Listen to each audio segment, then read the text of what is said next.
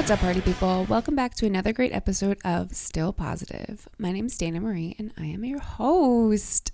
People, I have missed you so much. It has been a wild ride. Life has been nothing less than cray. Summer was super busy. I decided, hey, I want to pretend like I have nothing physically wrong with me at all, and I want to take on like 5 jobs that I don't have enough bandwidth for, because I'm fine. And wait, hold on. I have inflammation in my lungs, so I'm going to step onto steroids for quite some time. And I'm going to leave you with that. So that's where I'm at. Steroids, treatment, fun stuff. Life is a roller coaster, but everything's cool. Working through inflammation and steroid rage, which is a thing. Hunger is never ending. My snappiness is at an all-time high. But we're going through it. We're making it. We got through the winter. I'm saying we have not gotten through the winter, but in my head, I'm out of the winter. I'm out of that state. I only live in the sun in my head. Isn't that just silly? It's always summer in my head. I've heard someone say that, and I was like, what? Is that even a thing? Why is your brain always hot? Anyway, so today I had the pleasure of talking with Noli, who lives in the Netherlands and lives with chronic fatigue syndrome and ME, which is myalgic encephalomyelitis. Tongue twisters here they give you. So both of those things cause her to be in bed for a portion of the day, and then she is also able to make these really beautiful portraits that I have really fallen in love with and has really made me gravitate towards following her and wanting to learn more about what she goes through and how she's able to navigate both her creative endeavors and having a chronic illness. So listen into this week's episode of Still Positive with Noli. Let's be real. People love to gloss over chronic conditions or disabilities with a fleeting comment like, just be positive, or a fleeting insult like, kale will cure you, as if your life was that easy of a fix. This is a podcast for when you face a different reality, knowing that positivity isn't a magic wand that's going to cure everything, but a flashlight in the dark that we may or may not have batteries to. Living with a chronic illness or disability makes you feel different, and your difference could be noticeable to others or not, but either can sometimes make you feel invisible. I'm here to tell you that your experience is valid and shared by others in the dark. Positivity is not the missing puzzle piece that's going to solve your life's puzzle, but it can be a beautiful tool that can help you grow, and sharing those experiences can make us grow together. So how old are you actually? Do you mind me asking? Yeah, so I'm 30. I know I look 18, but Yeah, I'm very youthful. I'm also just turned 31, so it's an interesting age. Yeah, it was definitely a rough one for me, at least. You know, the whole sort of like birthdays I generally find kind of tough, but then a 30th was like a ouch, like Really? Yeah. 31 too felt like that. Like it was like the solidifying of 30. Yeah. Yeah. It's like I know I'm already mentally preparing. In a few months I'll be like then it's inescapable, basically. Mm-hmm. Right, Yeah. exactly. Yeah. Yeah. When Well, congratulations. what's that? Congratulations. Thank you. Yeah, thank you so much. I feel like, especially too in like the chronic illness world, I think that congratulations is more so appropriate for birthdays and things like this, you know. I think that we lose that a lot of the time when we're worrying about like wrinkles or gray hairs or something like that. And it's like a lot of people don't get to experience that. So I think that it should just be more celebrated and like loved, you know? Yeah, no. I just find it a mix of sort of mourning and celebration. Like there's always the element that you're like, oh right, this is not how I envisioned my 30th to look like, or like this is, you know. So there's always that element of, I find that inescapable for me, at least. That I have a mourning like mourning around it, and then I try to also focus on the celebration part as well, but just Mm. accept that those are kind of, for me at least, have become intertwined, and that's okay. Yeah. Yeah. Like a mourning of like your past self almost. No, I think more literally like sort of, what I imagined something to look like. Mm. And being like, ooh, okay, very different visioning of what 30 would look like in terms of my daily reality. And it's like being like, okay, that's real, how can I hold that and be like, oh my God, I turned 30. Like I'm still here, I'm still alive. Like that's quite exciting, you know. Yeah. So Yeah. And birthdays definitely bring out those emotions. yeah, yeah, They're an interesting yeah. beast. But so you have, so I can't say the first part, but I know chronic fatigue syndrome. Yeah. Do I? Chronic fatigue syndrome. I know that one.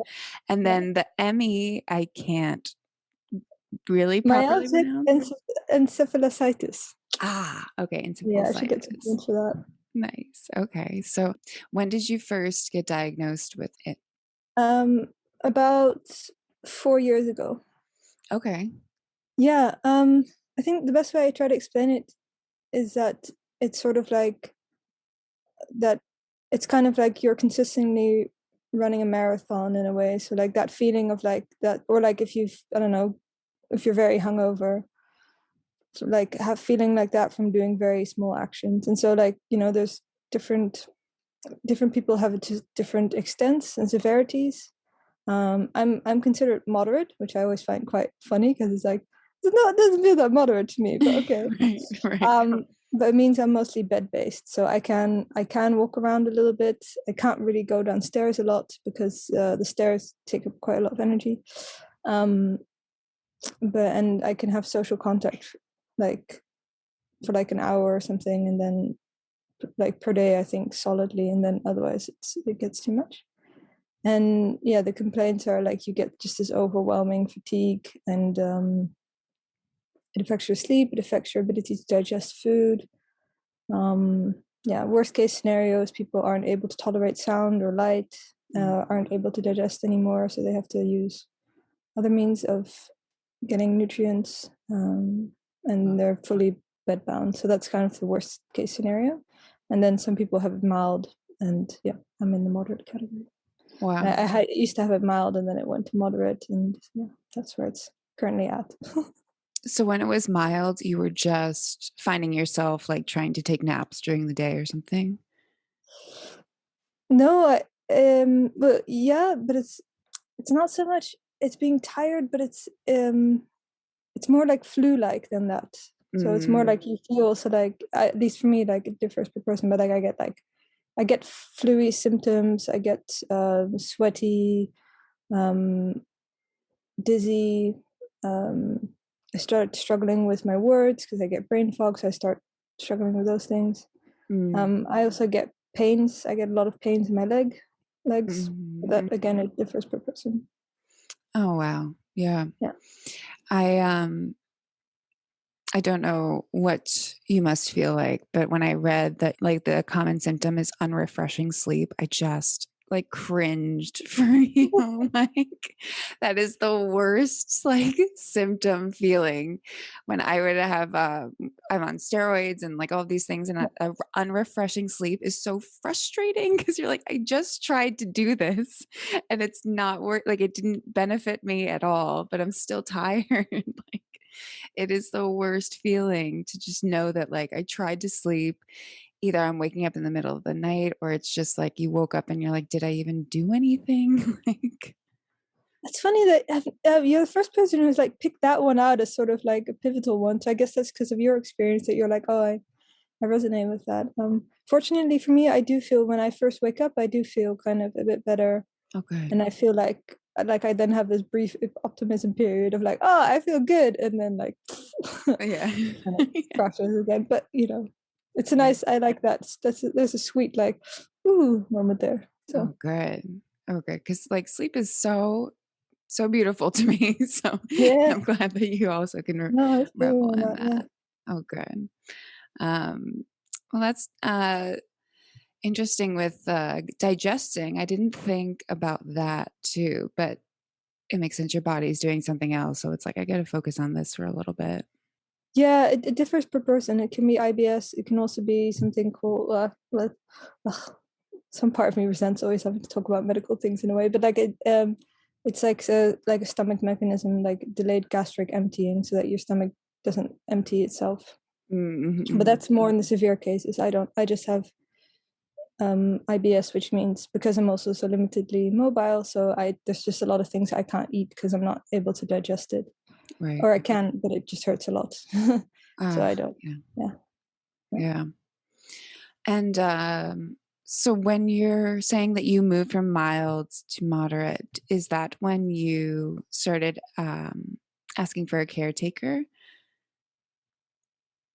So I lived with my mum. So actually, but I moved back home. Yeah, like I was working in another city, and I just like it just got progressively worse. And at some point, I was like, oh, cool, this is not working out. And so I moved back home, and yeah, fortunately, Nice. my mum's amazing, and Oh, that's supportive. so cool. Yeah, I'm lucky. Yeah, I when I first got sick too, I moved back home, and it was just such a relief because I really had needed so much help, and I didn't realize it until I moved back, and it was just this warm, like cozy spot where I was like, I needed this, like I just needed to feel secure in some aspect of my life at all because I was just, chronic illness and everything that we've gone through, it just is so uncontrolling. You don't have any control over anything. And Yeah. you just want so badly to be feeling secure in something. I felt like, I don't know if you felt like that too.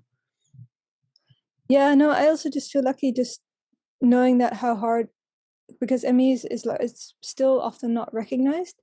So like sort of the processes you have to go through to get caretakers and get proper care, also where I'm based, which is the Netherlands, it's still pretty messed up. And so I also just feel lucky in the sense of like I know that I have that care, and there's cases of people who don't have family or friends who are able to provide that and who aren't able to access care because of the sort of stigma around ME, and they're just screwed, and that's just horrible. So there's also that sense of like, yeah, a lot of very lucky. Yeah. Yeah. In terms of working, have you stopped? Like, did you have to stop work when you first found out that you were diagnosed with this? Or did you try to work through and like see how that went? Yeah, no, I definitely tried to work through and see how that went. Yeah, no, it was because so I have a history of like mental health issues for like a long time. So I was seeing a psychologist at the time, and they were obviously sort of on the side of like, oh, it's your depression or whatever, because I used to work as a barista, and I would, like, I don't know, be pouring someone a cup of cappuccino, and I'd be going through like my worst traumatic memory ever, and I'd be like, this is weird, why is this happening now? But so that I didn't know that that was my ME saying, actually, you're totally exhausted, you're crashing, you need to stop now. But because of my, the sort of psychology person being like, not their fault, they just didn't have the knowledge sort of to realize there was something else going on. They were like, no, it's like you're trying to avoid like social situations, and it's anxiety and blah blah blah. So it took a long while for me to realize like, no, this isn't just my mental health issues, there's like a physical component to this, and I have to stop working right now. So that took a while for me to be like, oh, right. Yeah. Yeah. I mean, it must be so challenging to sort of pinpoint what it is. I've read that it is Yeah. like a difficult diagnosis, and it makes sense. I mean, if people Mm. are just the symptoms seem so quote unquote normal until you like dive into it more. But if someone's just saying like, I'm tired, or they don't have the vocabulary to, or the knowledge of like what fatigue is in comparison to just being tired and like how that affects your day to day. I think that not having that as like a backbone, even like when I was going through and dealing with the symptoms of cancer and getting diagnosed with cancer, I was like, oh, I'm just tired and I just have a cough. It might be bronchitis, like all of these normal quote unquote things that aren't Right. really, but you just like overlook them. And until you have like the back knowledge, until I got diagnosed, basically, then I was like, Yeah. oh, wait, these were all very serious. And I just took them like nothing. Yep. Yeah. And then you backtrack and you're like, oh, yeah. Mhm. Yeah, no, I'm sorry. I'm sorry to hear that you resonate with that experience. Yeah. Yeah. Yeah. Yeah. I mean, but it's kind of cool to know that, you know, at the end of it, I mean, at the end of the day, I'm like, wow, I was supported by people in that time and like, I got to this point here. So I'm happy that that was the case. But yeah, it is unfortunate that that's a common factor that we have. Mm. Um, but so after you were done being a barista, is that when you took your time and you said, like, I'm just gonna rest and recover? Is that sort of what your mindset was? No, so I was gonna start a master's in performance art. Wow. So my mindset was like, oh, I'll just take the summer off to sort of like, and then, in a few weeks it will probably be better. It's just like a mini burnout thing or something. So that was my attitude. And then I just kind of got progressively worse. And then I think, yeah, uh, I had to do like a trip for my brother's birthday in a wheelchair because I was so tired, and I realized, okay, it's probably something more serious. So Yeah. yeah, but we don't have a lot of adequate support here for ME, so it was also like it was hard to know what was happening or have a realistic conception of what this would look like. Hmm. Yeah, and especially for future to come, like what does that look like? Because I read that there's no cure to chronic fatigue syndrome. Is that what you've also heard through your diagnosis? Yeah, And it's just instead things to suppress symptoms and sort of that. yeah. There's a lot of experimental stuff, but there's currently a lot of hope that because of unfortunately long COVID, which is that there's a lot of similarities. So there's a lot of hope that the research going into that will actually support um, people suffering from AME. So that's where I'm directing my hope, at least. Yeah, yeah, that is exciting. Yeah, And it is such like an interesting time for science and developments like that.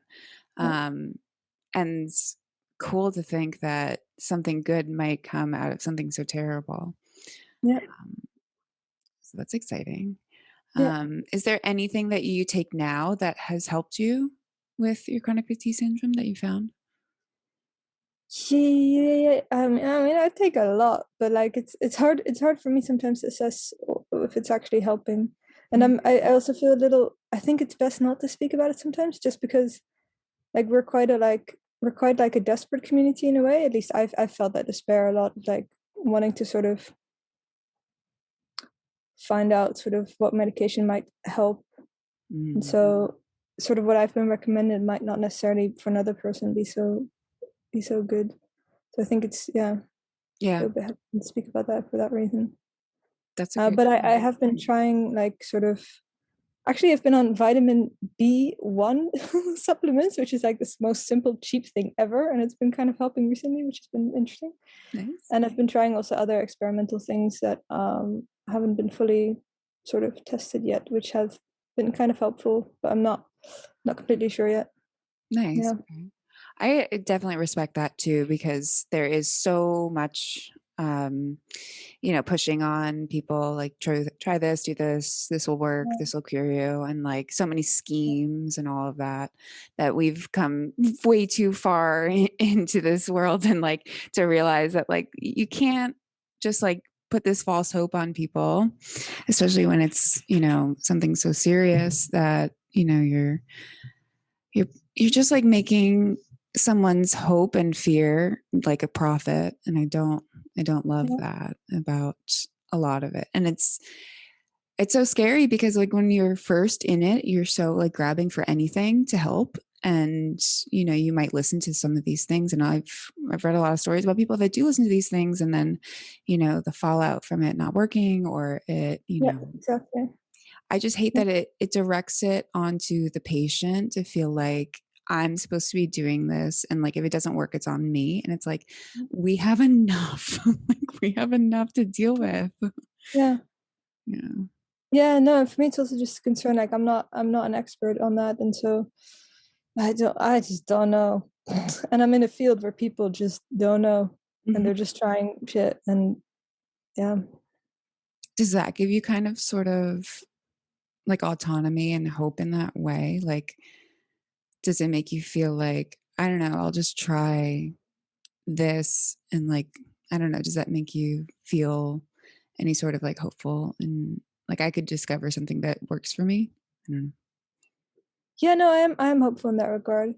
Like some part of me wants to be so able to be all like, oh, like I can handle the idea of being sick forever and like some part of me wants to imagine that, like have the emotional freedom to imagine that I could still live a life of joy within those perimeters, but I honestly find that quite challenging. So I still do hope that something will come along that will improve the quality of my life. Yeah. Yeah. So I do try to, when I try things, I do try to approach it with like a, we'll see. And but that's hard. It's very hard. Yeah. Yeah. It is your life, it's your life. Yeah. Yeah. Jaded, definitely, by Mm, not working. mm. Absolutely. So when did you feel well enough to start taking photography pictures? Yeah, no, I started that right away actually. I Oh, was like, cool. yeah, it was sort of when I moved back, I was like, okay, let's start this. And then I got some good responses. So I was like, okay, people find this entertaining. So I'm going to continue doing this.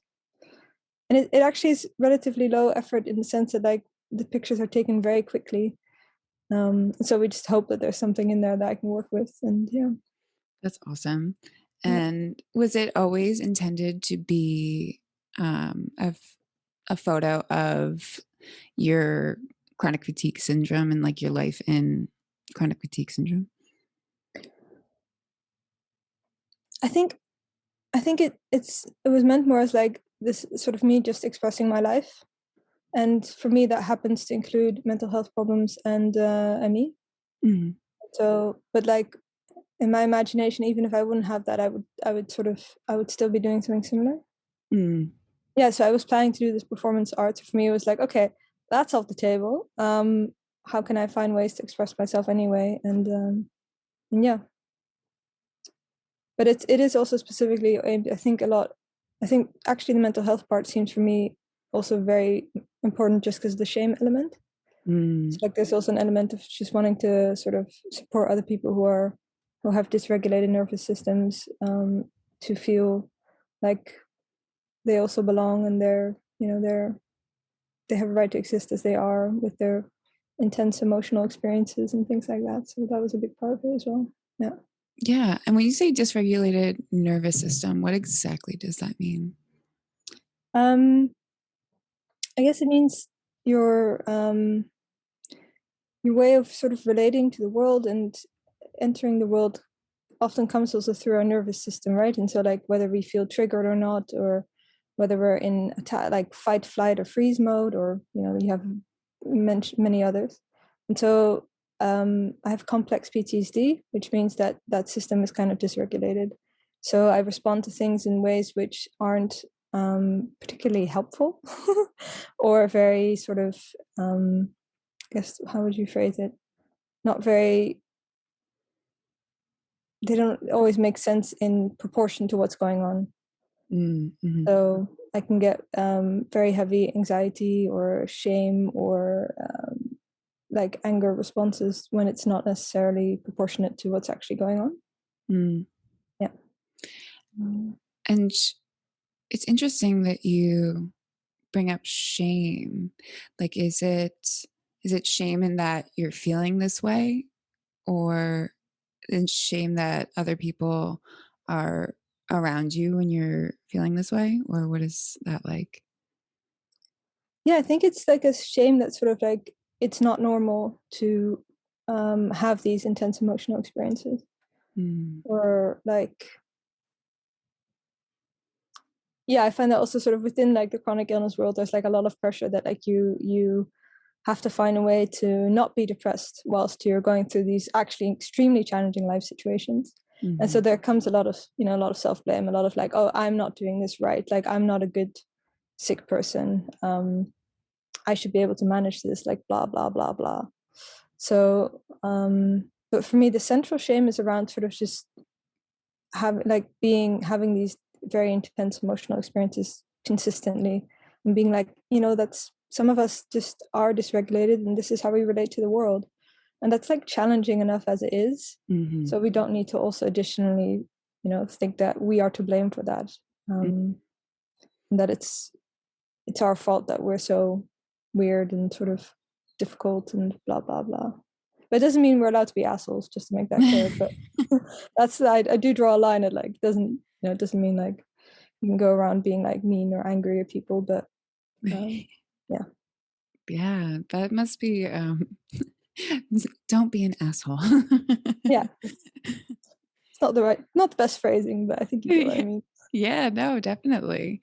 And I would say like I would be an asshole. Like I would, I mean, it's hard not to when you're experiencing things that people, a lot of people don't understand.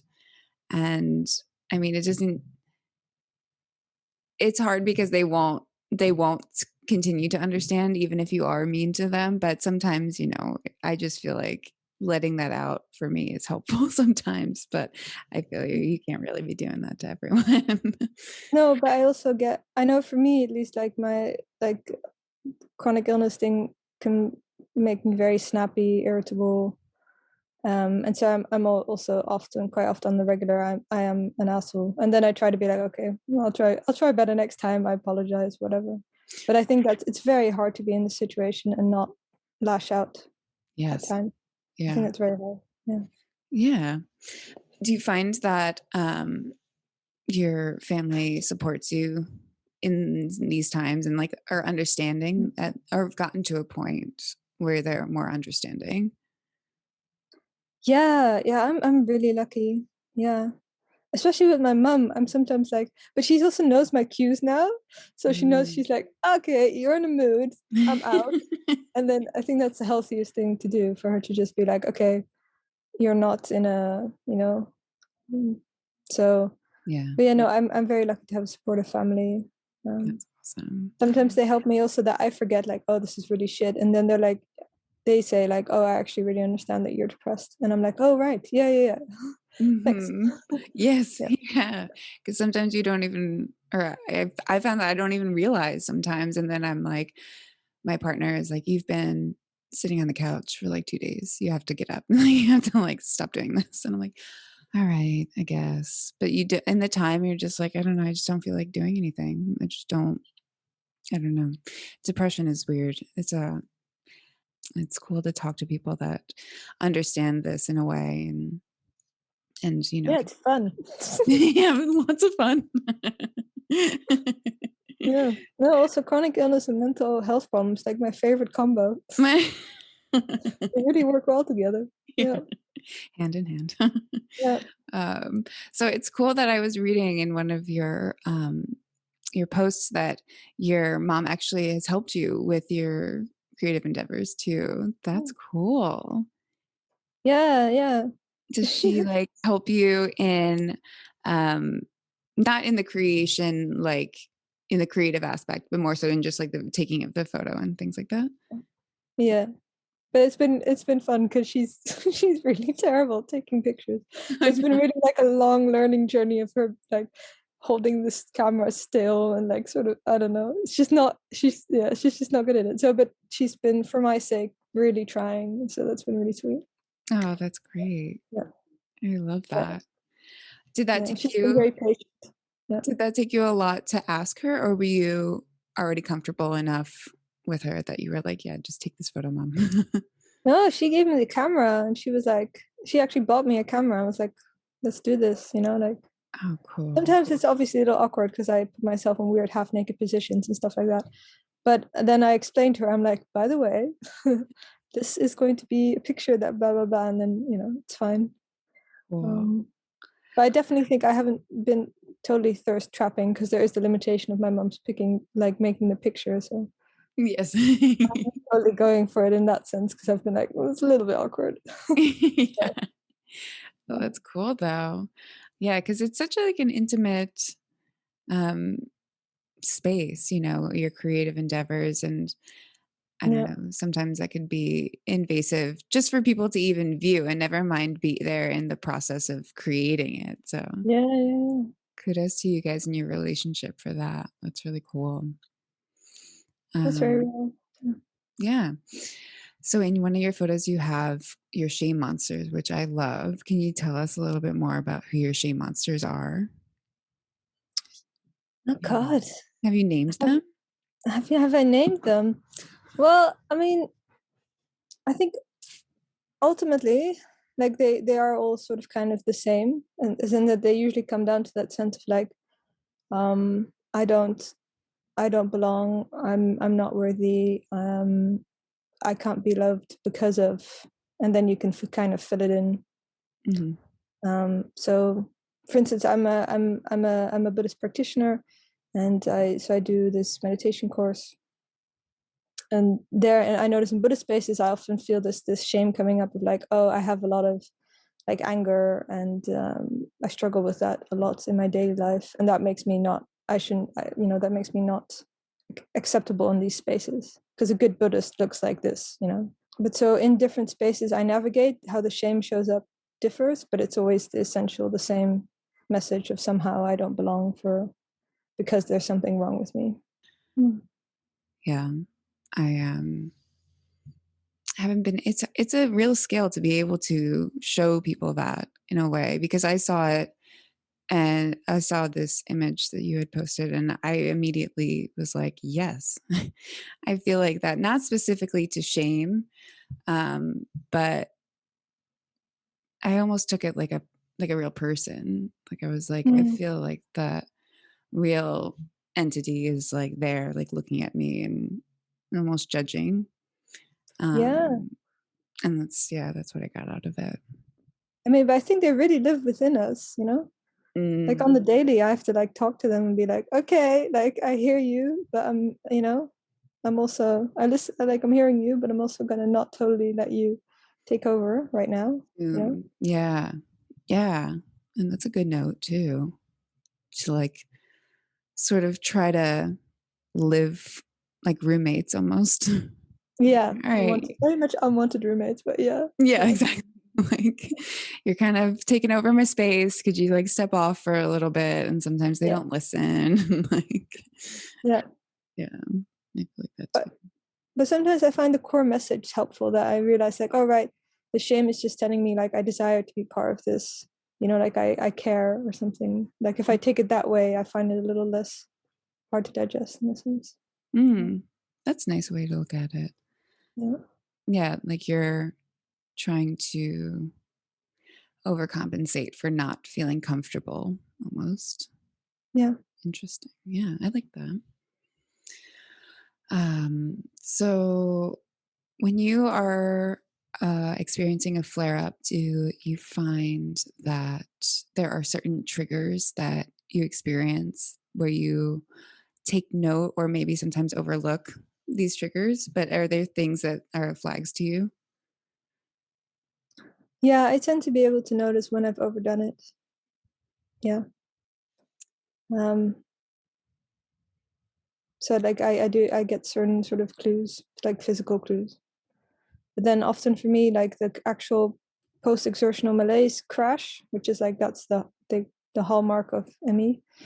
It comes for me usually 24 hours or 72 hours later. So I do something on Saturday, and on Monday or Tuesday I'm like, oh shit, I shouldn't have done that. Well, And yeah, yeah, that's a long time to have yeah. in between. It's very weird. Yeah, I Yeah. can't. It's very weird. Yeah.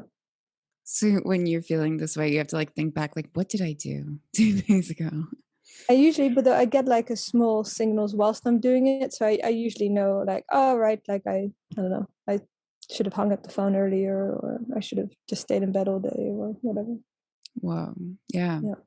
And I'm sure that comes with a lot of learning from having this for 4 years. Yeah. Yeah, Yeah. definitely. Do you feel Well, having comfortable? it diagnosed for 4 years, I've had it for 8 years or Oh, something. true. Yeah. Yeah. Wow. But you've like fine-tuned that within these 8 years, maybe. Getting better at it. But still, I mean, you still sometimes ignore it because, it's very hard to have the level of discipline to consistently stop doing things that bring you joy. Yes. When, on average, you're not living a very joyful existence. Like that's very, I don't always find that possible. So Yeah. I regularly overdo it and then pay the consequences. Yeah. Mm. And so what else do you do because you're in bed a good amount of time? Do you find that there are activities other than thinking about photography, or you said you're painting now? Yeah. Yeah. Cool. Yeah, I have a bit more energy. I've had a period where I was really bad and like I really couldn't do much at all. And now I'm slightly regaining more energy, which is really good. So I've decided to teach myself how to paint. I'm Cool. currently trying out abstract painting, and it's challenging, Ooh. Oh, very cool. very challenging. That's fun though, because it's almost like that control thing, just like abstract. So it's not so much like in the lines and like drawing it like this. Yeah, I know, but that makes it somehow more challenging because, like, with a portrait, you can be like, oh, I can. This is a good portrait, or I can appreciate it because it looks, it looks like the real thing a little bit. With abstract art, you're just like, this is. I don't know how to make this beautiful. I just know right now I'm hating it, and I don't know how to make it beautiful. So it's definitely a challenge, I think, in terms of creative expression, but it's very fun. I'm Cool. enjoying it. Yeah. Cool. I'm excited if you decide to post any of them, but no pressure. I mean, that's the cool thing. Yeah. Definitely not yet. No. Like maybe in a couple of years. Do you think that you'd ever do like a gallery, or like put your photography in a gallery or anything like that? Oh yeah, and then I definitely would want to be carried in like Frida Kahlo did, Oh that my she had her gosh. whole bed. I mean, obviously, that's the Yeah. only way I would do that. Yes. Yeah. Yeah. No, Um, I think that would be fun. I think it would be, yeah, especially or more so than are your photographs for sale? Does anyone buy them or Oh. anything? Um, I've given them to friends, but I no, they're not for sale. I'm not so smart in that regard. No, I think that they're just your personal portfolio in Yeah. that case. Yeah, Yeah, definitely. Yeah. definitely. So, I don't want to keep you too long, but have you found that throughout this experience, these 8 years, do you find that you can still be positive about life slash Hmm. your diagnosis slash everything? Like everything. No, I think that's an excellent question. But I guess I wasn't so positive before I got ill. So because I've had significant mental health issues. So um I don't know if I would say positive, but I guess trying definitely is in Yes. the sense that sort of just some part of me is like so pissed off that it's like I just don't want this to destroy my life, or like Mm, I I I find that that the idea just makes me angry. So I'm like, no. So I do try to fight back in that sense. Trying to want to find value and meaning and joy in my life. mm. But Yeah. I personally find it very challenging, and I have a lot of ups and downs, and yeah, I find it really hard. Yeah. Yes. Thanks for sharing that, because I think that a lot of people get that question and they feel like this need to be like, yeah, I'm positive, and Yeah. that's why I kind of put that there, because I don't find myself positive a lot of the Mm, time. Like I don't, yeah. it sucks Mm, being in these situations. yeah. And just finding other people that are like, no, like this sucks. But I love that you said that you're almost like in spite of, like spiting this disease and being Yeah. like, no, that's not how this Yeah. is going to We're play not going to take everything. No, no, no. out. Right? No. Yeah. Exactly. I really like that because But yeah. yeah, no, but I really resonate with what you're saying. And I think, um, oh, I just lost my train of thought. Cool. It's Yeah. gone. That's fine. Yeah. It happens a lot. Lastly, tell me a little bit more about Sins Invalid. So I looked into them and they're Oh, actually right. California based, which is Yeah. cool. Yeah. No, so I actually got the opportunity to work with them for a few months, Oh, like some cool. years ago. Nice. Yeah, I was doing it was like a training program for anti-racist white organizers, which I did some years ago, and then I got to work with them for some months. And yeah, so the difference between disability justice as a movement versus, for instance, disability rights is there's many things, and they describe that really beautifully and eloquently on their website. But so one of them is centering those most impacted. So centering the experience of disabled people of color, trans, gender variant, queer, etc., working class, and also they're explicitly anti-capitalist. And so those are sort of things that, for me, are both very important. But they mostly just produce really beautiful work. Yes. So a lot of it is, for instance, also about like disability and sexuality, and sort of their tagline is like unashamed claim to beauty, sort of saying that as like disabled people claiming that. And it's just, yeah, they produce really beautiful, politically savvy work. Yeah, and they Yeah. also have workshops and things like this for people to join in and learn more about disability rights. I love that. Yeah. That's an aspect of it because they do go hand in hand, learning more about the rights that you have as a disabled person, which I don't think is highlighted enough, and also supporting like your creative endeavors and also what you're going through in that time and having that space to connect with other people that are in this sort of life with you. It's really Yeah, cool. and showing those stories, I like. Yeah, it's beautiful. I remembered my thought. Ah. Okay, sorry. Yeah. Sorry, that feels really good. It's very. Yes. I hate. What I was going to say, I think it's very. What you said about sort of being like, I'm actually not positive a lot of the time. I think it's quite humbling for us to remember that like life circumstances determine a lot of how you feel, and like that's not a weakness, or like that's not a character thing. That's just a reality. And that doesn't mean we can't, like like I said, I practice Buddhism, so like I am still trying to find freedom beyond my current circumstances and whatever. But I'm also very realistic in like, you know, what's happening in your life affects your mood significantly. That's just the way it is, and sort of to be really compassionate about that and humble, rather Right. than like, cool, I should be fine whatever happens. It's like, that's not how it works. Right. Because that's Yeah, also like suppressing the reality of the situation, exactly. Yeah. because how can you really be positive or joyous about something that is so crushing at time? Yeah. Like I could say that I have been positive in points of being ill, but those are pretty small points, honestly. Like, I admire you for that, managing those, like, even if you only managed it a few times, like, wow, that's amazing. Yeah. because yeah, it is. When you're with something that's pretty much never going to go away, it's like, how can you? That's been my struggle, and kind of why I wanted to start this podcast too, because I had so many confusing thoughts. Like, how do I go forward in my life? Like, what even is forward for me? And what Yeah.